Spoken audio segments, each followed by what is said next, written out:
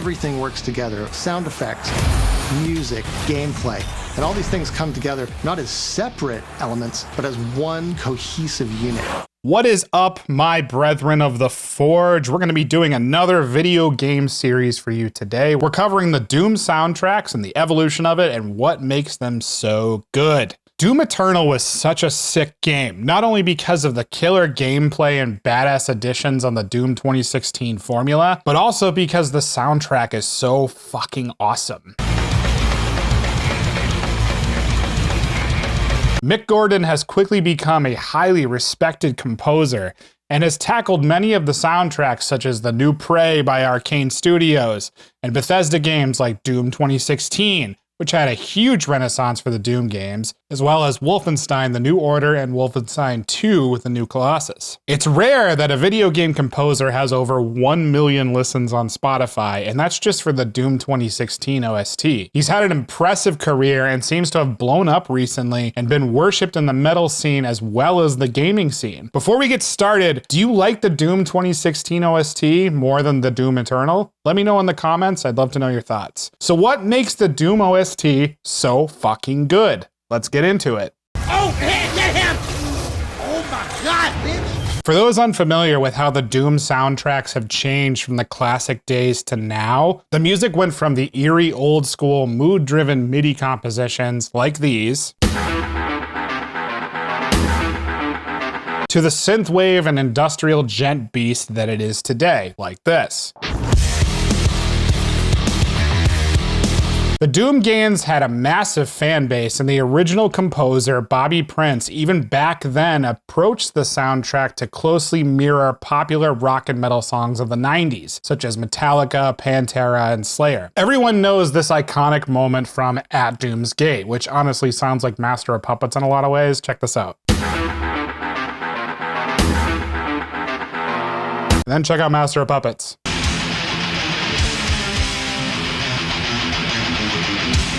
Kind of similar. Mick Gordon's flavor of Doom music has gone on to win multiple awards, including the DICE Awards Outstanding Achievement in Original Music Composition, the South by Southwest Gaming Awards Excellence in Musical Score, and the Game Awards Best in Music and Sound Design. It seems the game was designed around the essence of a fantastic gut-punching soundtrack that's turned to 11 with over-the-top production. Mick Gordon knew that the songs needed to kick the shit out of the gamer, while feeling the constant movement and feedback of the intense combat throughout the game. He composed these songs to purposely hit hard. You can tell. I mean, listen to this.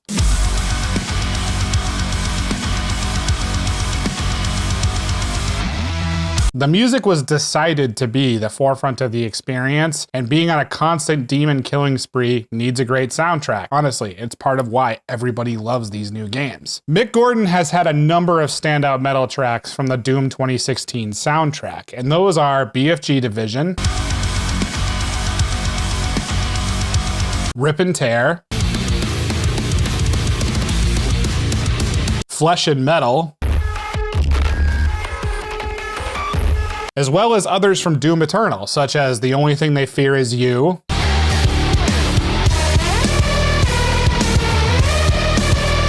and Super Gore Nest.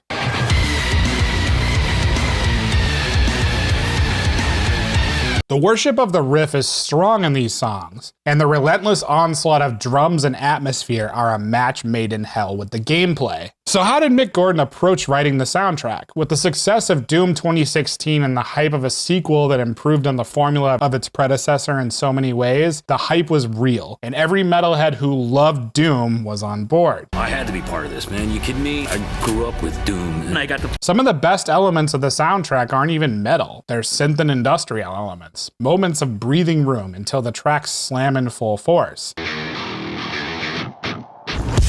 And I love that contrast when you have moments of clarity, moments of calmness, and then when things come in really hard and punch you in the face, that gives you the contrast that you need to feel the force of a game like this. The audio team behind the design of the game even hired an entire choir of heavy metal musicians to do some of the evil sounding chants of the soundtrack.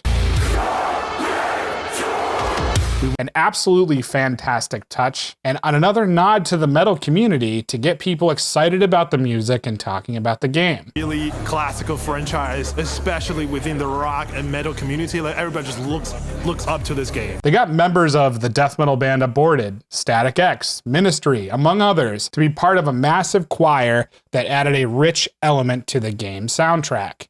We want the whole game to feel like a heavy metal album experience. A ton of diversity in vocal styles across everyone, and that added a lot of depth to those choir elements. Over 20 men and women across multiple metal genres joined in the love of the video game as well as the metal music. The YouTube community of metalheads even responded to the Doom soundtrack in the best way, covering some of their favorite songs from Doom Eternal before the official OST was even released. Channels like FamilyJules, AS Drummer 2008, ArtificialFear, and Andrew Baena